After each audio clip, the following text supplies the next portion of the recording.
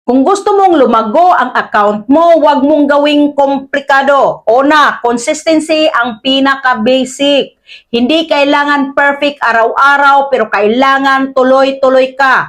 Kahit isang content lang per day, mas okay kaysa bigla-bigla tapos nawawala. Pangalawa, mag-focus ka sa isang niche. Huwag halo-halo. Kapag alam ng algorithm at tao kung ano ang inaasahan nila sa'yo, mas mabilis kang ilalagay sa tamang audience.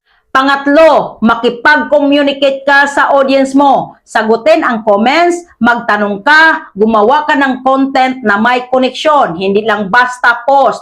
At panghuli, huwag kang ma-pressure sa views. Ang growth, hindi overnight. Ang mahalaga, tumutuloy ka kahit mabagal.